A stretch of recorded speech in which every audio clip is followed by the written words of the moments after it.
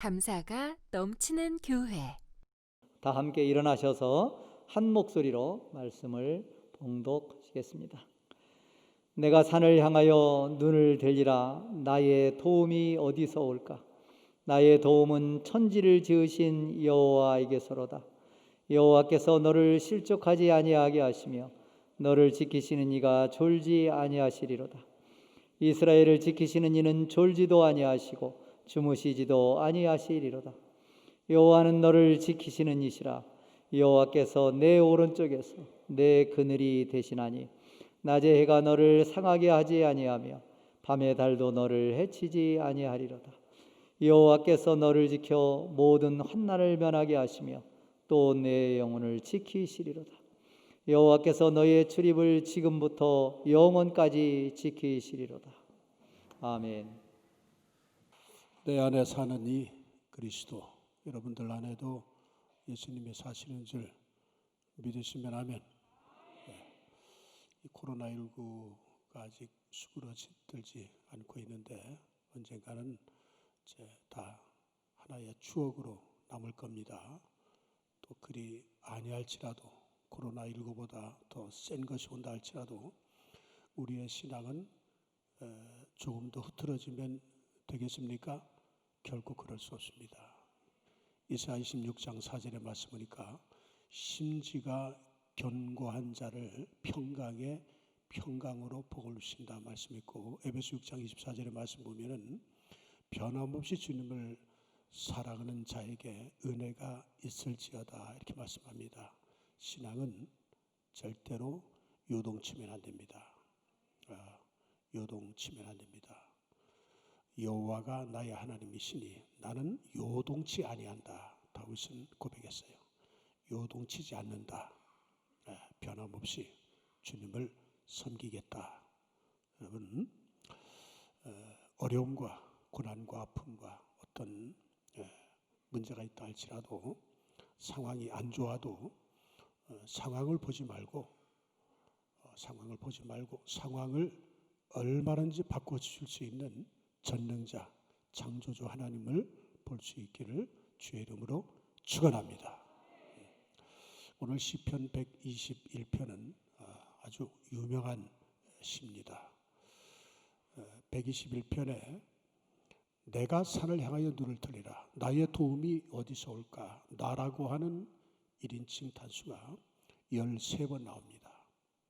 오늘 말씀을 통해서 여러분들이 나라고 하는 그 말씀에 여러분들 이름을 넣어서 가정에서 이렇게 읽으시면은 아마 은혜가 1000배가 될 겁니다. 하나님은 나의 하나님이십니다. 하나님은 여러분들의 하나님이 되심을 믿으시면 아멘 합시다. 이 갈등과 이 불신이 난무하는 가운데 고통을 겪고 있는 요즘에 이 현대인들에게 아주 이 시는 큰 용기와 그리고 위로를 주는 그런 시입니다. 전반적 부분에 보면은 나를 구원하신 하나님, 그리고 중반 부분에는 도우시기 도우시는데 항상 도우신다 이거예요. 항상. 그리고 구체적으로 도우시는 하나님에 대해서 후반부에 기록되어 있는 아주 유명한 시입니다. 사람은 누구든지 고난에 처하게 되면은 도움을 청하곤 하죠. 물론 자기 힘으로 해결할 수 있는 상황이라면은 다른 사람에게 도움을 청할 필요가 없겠죠. 하지만 감당할 수 없을 때는 사람들에게 도움을 청합니다. 그 결과 때로는 누군가에게 도움을 받을 때도 있지만 손 쓸 수 없는 큰 문제에 부딪힐 때는 사람의 힘이 미치지 못해서 정말 당황할 때가 많이 있습니다. 궁극적 우리의 도움은 하나님께 있습니다. 하나님이 도와주셔야 우리가 도움을 받고 또 우리가 도움을 받아야 사람들을 도울 수가 있습니다. 사람의 힘으로는 도저히 할 수 없는 것일지라도 하나님이 도우시면은 반드시 승리합니다. 왜냐하면 모든 궁극적인 도움은 하나님께만 있습니다. 하나님께서는 인간의 모든 것을 충분히 도우실 수 있으십니다. 오늘 시편 121편 1절과 2절을 우리 다시 한번 같이 합독할까요? 시작. 내가 산을 향하여 눈을 들리라. 나의 도움이 어디서 올까? 나의 도움은 천지를 지으신 여호와에게서로다. 이 시가 시편이 거의 다 운율로 되어 있어요. 운율. 노랫말로 되어 있습니다. 그래서 가끔 셀라가 나오죠. 셀라. 소리하는 소리꾼들이 소리를 할 때 얼쑤합니다. 그건 추임새라고 합니다. 셀라는 추임새입니다. 흥을 돋구는 것이죠. 그래서 이 시는 성전에 올라가는 시입니다. 근데 시브리 원문에 보면은 내가 산을 향하여라고 하는 산을, 이 말을 산들로 되어 있습니다. 산들. 이 시브리어에는 복수 명사로 되어 있습니다. 산들. 그러니까 일종의 비유입니다. 비유. 산같이 큰 세력을 상징적으로 이렇게 의미합니다. 이 시인은 세상 세력에서 도움을 얻어보려고 이곳저곳 그 권력, 여러 힘을 이제 의지를 했습니다. 여기저기 더듬어 보았지만은 이곳에서도 저곳에서도 도움을 얻을 수가 없었습니다. 결론이 뭐냐? 내가 산들을 향하여 어떤 세력의 힘을 얻으려고 이곳저곳 기울여 봤지만 결론은 내가 산들을 향하여 눈을 들이라. 나의 도움은 오로지 천지를 지으신 여호와에게서로다. 여러분, 하나님은 창조주이시기 때문에 우리를 도우실 수 있습니다. 하나님은 전능하신 전능자이시기 때문에 우리를 충분히 도우실 수 있습니다. 없는 것을 있게 하는, 이게 바로 전능 아닙니까? 전능, 모든 것을 할 수 있으신 분입니다. 우리가 성경을 볼 때 창세기 1장 1절에 태초에 하나님이 천지를 창조하시니라. 여러분, 하나님이 천지를 창조하셨다는 사실만 믿으면 성경이 다 믿어집니다. 그리고 성경에 그 기록되어 있는 그 모든 사건을 우리가 다 믿을 수가 있고 이해할 수 있습니다.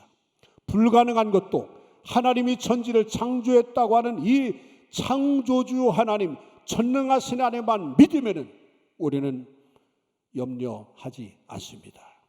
없는 것을 있게 하시는 전능자, 창조주 하나님만이 우리의 도움의 원천이 되십니다. 시편 146편 10절의 말씀에 보면은 시호나 여호와는 영원히 다스리시고 내 하나님은 대대로 통치하시리로다. 할렐루야. 하나님은 영원히 다스리시고 대대로 통치하십니다. 그러므로 하나님만이 초자연적인 기적을 행하실 수 있습니다. 하나님께서는 천지를 지으시고 다스리시고 보존하는 것뿐만이 아닙니다.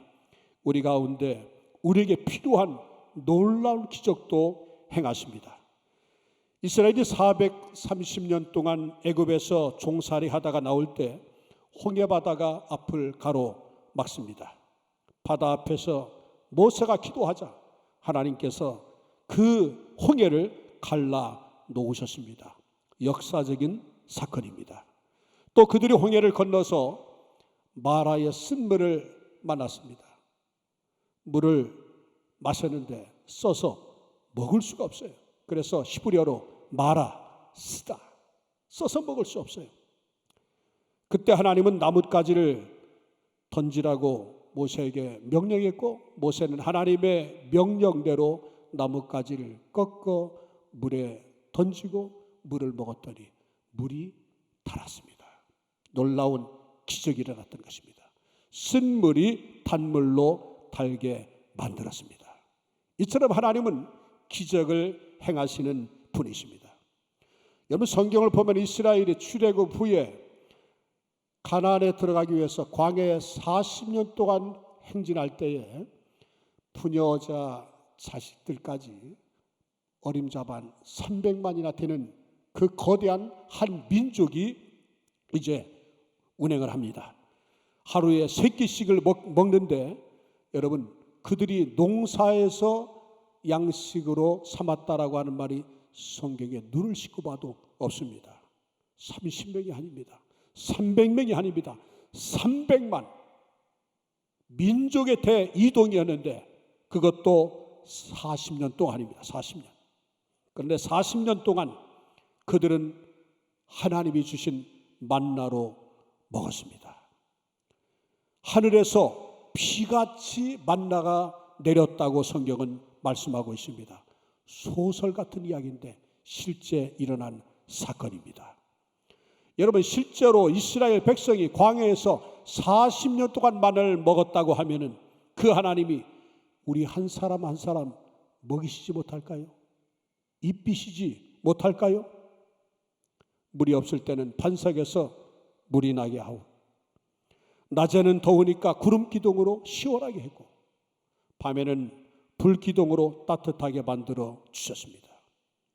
그 외에도 기적이 얼마나 많은지 시편 기자는 시편 40편 5절에서 이렇게 고백합니다. 여호와 나의 하나님이여, 주께서 행하신 기적이 많고 우리를 향하신 주의 생각도 많아 누구도 주와 견줄 수가 없나이다. 내가 널리 알려 말하고자 하나 너무 많아 그 수를 셀 수도 없나이다. 하나님이 이루어 놓으신 그 놀라운 기적을 너무 많아서 셀 수가 없다. 하나님의 사람 사도 바울은 측량할 수 없다. 어떤 전체 물리학자도 그 하나님의 그 사랑의 너비와 깊이와 그 양은, 그 길이는 누구도 헤아려 셈을 할 수가 없는 것입니다. 오늘날도 하나님이 행하실 것을 믿으면 기적이 반드시 일어납니다. 그런데 기적의 재료가 있습니다. 기적의 재료, 그것은 바로 믿음입니다. 그 믿음을 가지려면 하나님의 말씀을 의지해야 합니다. 모세가 죽은 후에 후계자로 여호수아를 세웠습니다. 여호수아는 모세의 뒤를 이은 그 후계자가 되어진 그 기쁨보다는 오히려 두려움이 더하여졌습니다. 왜냐하면 모세는 이스라엘의 최고의 지도자, 영웅이었습니다. 최고의 지도자. 홍해를 가른 기적의 그 중심에는 모세가 있었고, 그리고 애굽에서 출애굽을 할 때 그 중심에 또한 모세가 있었습니다. 그래서 모세가 죽었을 때 이스라엘의 온 백성들이 한 달 동안 애곡을 합니다. 그때 눈의 아들 여호수아에게 내가 모세의 뒤를 이을 후계자다. 기쁨보다는 두려움이 엄습했지만은 그 두려움이 엄습할 때 하나님께서 여호수아에게 말합니다. 두려워하지 말라. 두려워하지 말라고 말씀하신 것은 역으로 여호수아는 지금 두려워하고 있다는 것입니다. 그런데 그 두려움과 공포가 엄습할 때 여호수아가 두려워하지 않고 담대할 수 있었던 것은 하나님의 말씀을 믿었기 때문입니다.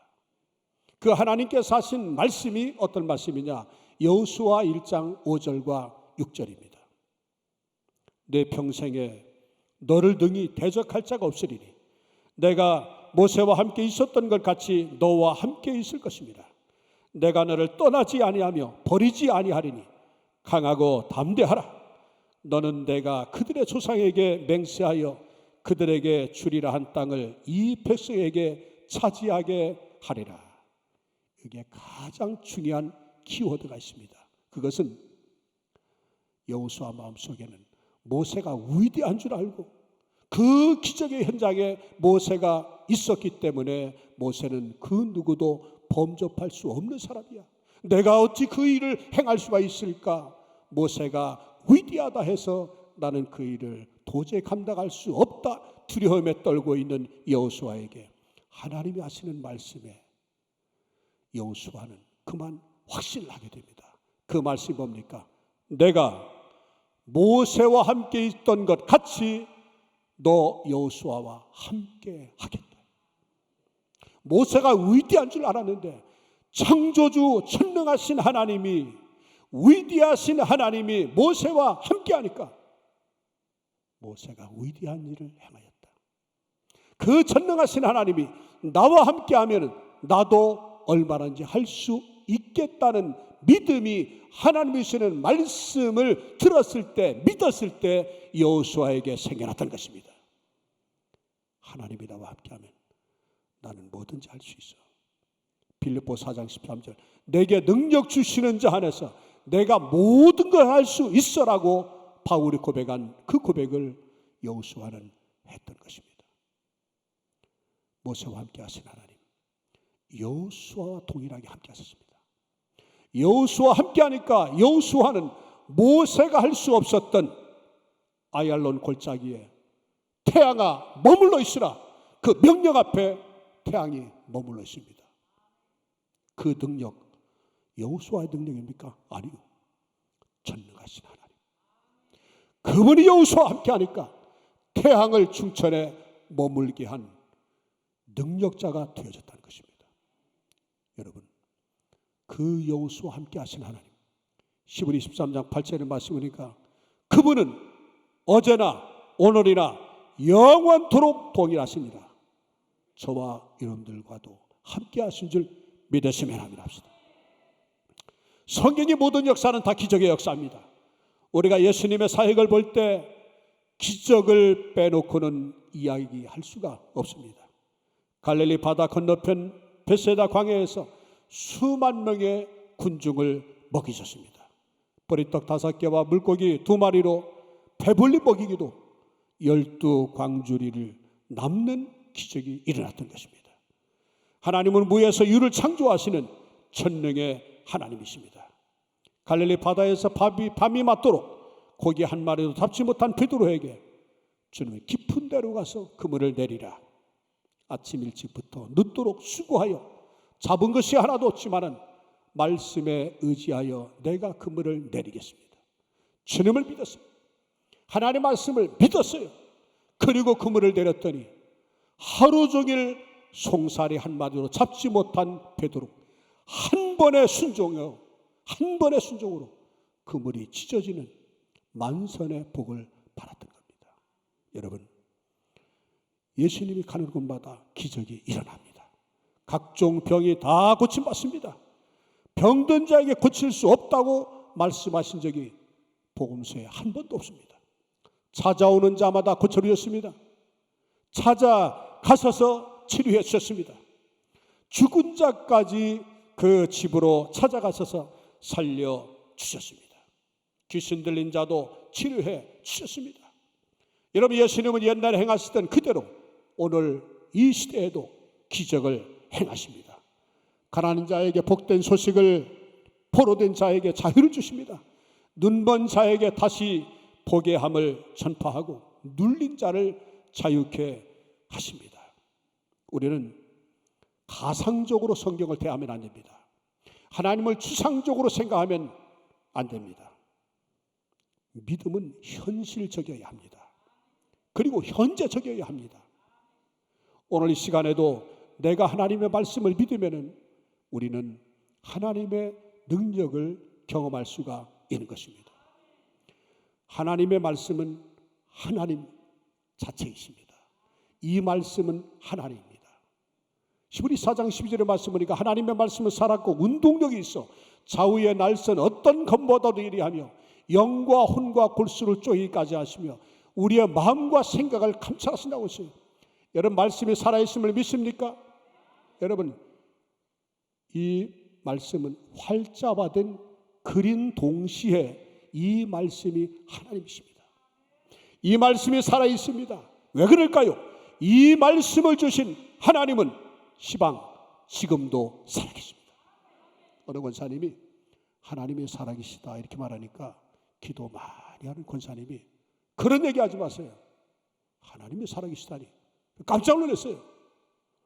아니, 하나님이 살아계시지 않으면 그러면 어떻게 됐다는 얘기요 하니까 이 기도 많이 하는 신령한 권사님, 하나님은 살아계신 게 아니라 시슬퍼렇게 살아계십니다. 그렇습니다. 하나님은 시슬퍼렇게 살아계십니다. 말씀이 하나님이라는 것은, 이 말씀을 주신 하나님은 지금도 시슬퍼렇게 살아계십니다. 그래서 믿음은 현실적이어야 합니다. 우리는 종교를 믿는 것이 아닙니다. 철학을 믿는 것도 아닙니다. 의식을 행하는 것은 더군다나 아닙니다. 오늘 주일이기 때문에 의례, 국민 의례 하듯이 8.15 광복절의 경축사에 어떤 기념일로 정해놓고 오늘 의식을 행하는 것이 아닙니다. 물론 예배에도 의식이 있지만은 의식에 사로잡혀서는 안 됩니다. 생명이신 예수님을 만나는 시간입니다. 생명이신 예수님께 영광 돌리러 나온 줄 믿으시면 아멘 합시다. 생명의 주님을 만나고 생명의 주님을 찬양할 때 생명이신 주님이 우리에게 소망을 주실 것이고 우리를 새롭게 하실 것이고 놀라운 은혜를 우리에게 더하여 주실 것입니다. 생명의 주님을 찬양하는 것입니다. 생명의 주님이 우리와 함께하기 때문에 우리에게는 기쁨이 있는 것입니다. 생명의 주님 우리와 함께하기 때문에 우리에게는 즐거움이 넘쳐나게 되어지는 것입니다. 생명을 가진 사람들은 찬양할 때 찬양 소리가 다릅니다. 살아계신 하나님을 내 마음속에 모시고 하나님을 찬양할 때 제가 오늘 시선이라고 하는 이 찬양을 부르면서 사람들의 표정을 보았어요. 진짜 생명의 주 예수 그리스도에게 시선을 향하는 그런 찬양은 생명이 약동하는 찬양입니다. 그러나 주님을 향하지 아니하는, 주님께로 시선을 향하지 아니하는 그런 찬양은 맥이 없어요. 그냥 노래일 뿐입니다. 소리일 뿐입니다. 우리는 생명의 노래를 부르는 것입니다. 왜 그럴까요? 생명의 주님을 우리는 높이기 때문인 것입니다. 여러분, 주님은 우리 가운데 지금도 함께 하신 줄 믿으시기 바랍니다. 주님 우리와 함께 할 때 우리의 심령 속에 우리가 찬양할 때 우리 안에 주의 성령께서 임하신 것입니다. 성령이 임하실 때 회개가 일어납니다. 심령의 변화가 일어납니다. 새로운 결심과 결단을 하게 되어지는 것입니다. 왜일까요? 생명의 주님을 찬양하고 생명의 주가 그 찬양하는 그 심령 속에 임하기 때문에 그런 것입니다. 여러분, 캄캄한 밤에 그 방 안에 있을 때 먼지 하나도 볼 수가 없습니다. 무엇을 치워야 할지 모든 물건도 보이지 않습니다. 그러면 어떻게 청소할 수 있고 무슨 물건이 어디에 있는지 정리할 수가 없습니다. 그런데 창문을 딱 열어놓게 되어지면 빛이 환하게 들어오게 되어지고 모든 사물이 다 보입니다. 더러운 것들, 치워야 할 것들 다 보입니다. 여러분, 우리가 마음문을 열고 예수님을 영접하면 내 안에 생명의 주, 요한복음 1장 9절에 말씀하니까 큰 빛 곧 세상에 오신 빛이라고 말씀을 하십니다. 빛 대신 예수님이 우리 안에 임하게 되어지면 의식적으로 예수님을 지식적으로 알지만은 배워서 공부해서 성경을 스터디해서 알아서 예수님은 어떤 분이나 지식적으로는 알지만은 예수님을 모신 적이 없어, 내 안에 오신 적이 없어, 예수님 만난 경험이 없어요, 체험이 없어요. 그럼 자기 속에 무엇이 있는지, 내가 무엇이 잘못되었는지, 인생이 어디에서 와서 무엇 때문에 살며 어디로 가는지 모릅니다. 그러니 내 마음속에 누가 자리 잡고 있습니까? 사탄 마귀가 들어와서 온갖 더러운 것 다 갖다 놓았어요. 그게 보이지 않습니다. 그러나 예수님을 영접하면 생명의 빛 대신 예수님이 오시게 되어지면 그 빛이 여러분 심령에 비추이게 되어지면 내 삶 속에 더러운 것이 다 보입니다. 내가 하나님을 섬기지 않은 죄, 우상 숭배하는 두 번째 죄, 제3계명에 하나님의 이름을 망령되이 부르는 죄, 주의를 마음대로 빠지고 가책도 없는 그 죄, 부모를 공경한 죄, 살인한 죄, 간음한 죄, 도둑질한 죄, 이웃의 거짓 증거한 죄, 탐한 죄가 보이는 겁니다. 왜? 생명의 주가 내 안에 오셔서 좌정하시기 때문에. 그것으로 끝나는 게 아닙니다. 온갖 죄가 예수님이 내 안에 오셔서 역사하시면 빛이 들어오자, 여러분, 빛이 들어오면 어두움은 자동적으로 물러갑니다. 어두움아 물러가라 명령할 필요 없어요. 빛이 있는 곳에 어두움은 자동 사라지는 것입니다.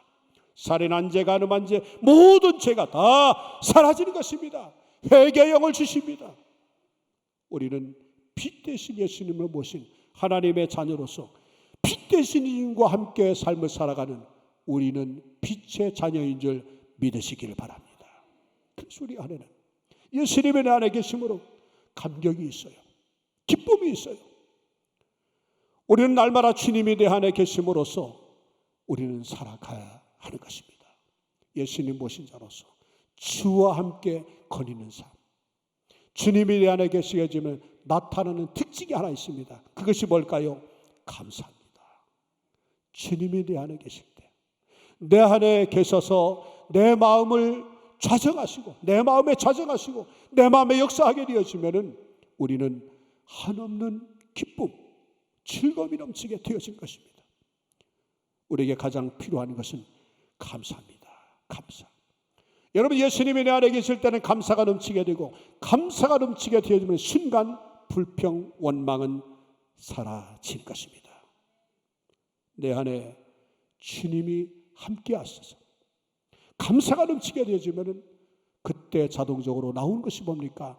감사, 찬양이 울려 퍼지게 되어지는 것입니다. 우리가 어려움을 당할 때 불평하지 않고 하나님께 감사할 수만 있다고 하면은 그 사람은 최고의 신앙 생활을 하고 있는 것입니다. 하나님이 가장 기뻐하시는 사람. 지난주에 역대하 20장 20절로 23절의 말씀을 함께 나누었지요. 여러분, 찬양 자체가 능력이라는 사실 여러분들 아십니까? 하나님을 가장 기뻐하는 사람, 하나님을 찬양하는 것입니다. 이 백성은 내가 나를 위하여 지었나니 나를 찬송하려 하게 하려 함이라고 이사야 43장 21절에 말씀해 주고 있는 것입니다. 어떤 어려움과 고난 속에서도 우리에게는 감사함으로 하나님을 찬양하는 찬양이 중단될 수 없는 것입니다. 힘들 때, 어렵고 고달플 때 찬양을 하십시오. 찬양 가사는 찬송가에 나오는 모든 찬송도 마찬가지지만은 부정적인 말이 하나도 없더라고요. 그러므로 범사에 감사가 안 나오면, 원망, 불평이 생기면 찬양을 맞이하십시오. 찬양을 부르면 반드시 기적이 일어납니다. 찬양 자체가 예배입니다. 감사 찬양, 무엇보다도 감사 찬양. 이 감사 찬양에는 놀라운 기적이 일어납니다. 시편 50편 1절로 23절의 말씀은 아삽이라고 하는 사람의 시인데, 아삽은 찬양 대장입니다. 그리고 믿음이 굉장히 좋은 사람입니다. 다윗과 정말 함께 견줄 수 있는 독특한, 아주 독실한 그런 믿음의 사람이고 연주를 잘하는 그런 연주자입니다. 한 번은 이스라엘 백성들이 주의 전에 나가서 찬양을 하는 그 모습, 예배 중에 제사 때에 사람들이 찬양하는 모습을 볼 때, 그리고 찬양하는 그 찬양 소리에 맞추어서 이제 성소에 와서 제사를 합니다. 그때 너무나 가슴이 아파요. 너무나 가슴이 아파서 그때 지은 시가 시편 50편입니다. 아삽이 마음이 너무나 슬펐습니다. 이 백성들이 하나님을 찬양하는데, 찬양에 맞추어서 예물을 가지고 와서, 구약에는 제물이죠. 제물을 가지고 와서 제사를 하는데 하나 빠진 것이 있어요. 너무나 가슴이 아파요. 그래서 그때 지어서 부른 시가 바로 시편 50편입니다. 마지막에 결론이 뭡니까? 23절입니다. 감사로 제사를 드리는 자가 나를 영화롭게 하나니 그 행위를 옳게 하는 자에게, 그 행위를 옳게 한다는 것은 진정한 온전한 합당한 감사 예배를, 제사를 드리는 자에게 내가 구원을 베푸리라. 이게 구원이라는 말은 죄에서의 구원이 아니라 예샤라는 히브리 말로 이 말의 뜻은 번영, 구출, 행복입니다. 무슨 얘기인가요? 이들이 재물도 있어요. 몸도 남았어요. 정성껏 제사를 드렸습니다. 그리고 노래하는 사람들이 노래를 합니다. 연주도 잘합니다. 그러나 하나 빠진 것이 있어요. 감사하는 마음이 빠졌어요. 여러분, 감사가 없는 찬양은 찬양이 아닙니다. 감사가 없는 예배는 예배가 아닙니다. 시편 50편은 감사함으로 주께 나가서 감사함으로 하나님을 찬양하며 감사함으로 하나님을 송축하는 것입니다. 그 찬송 중에 하나님이 함께 하십니다. 그리고 찬양 자체는 감사가 이미 포함되어진 것입니다.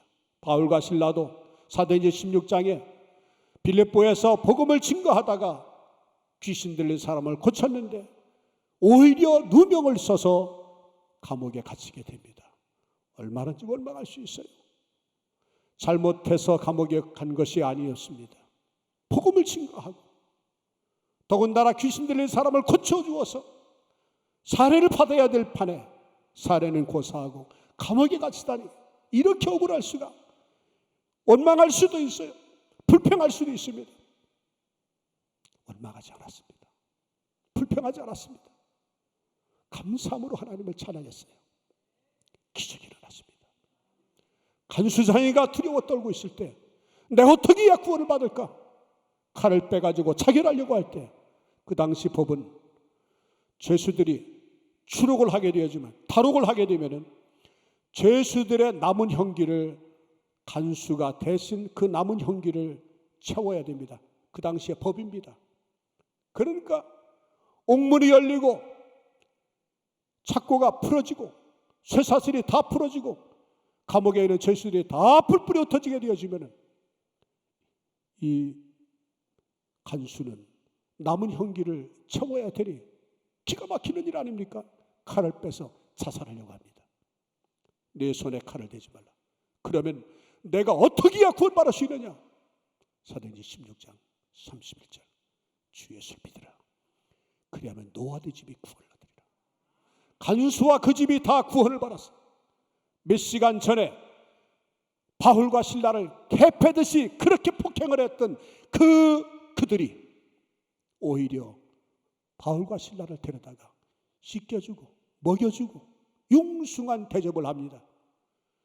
그와 그 온 집이 예수를 믿고 유럽의 선교의 전진기지가 되어졌던 것입니다. 이것이 하나님의 계획이었어요.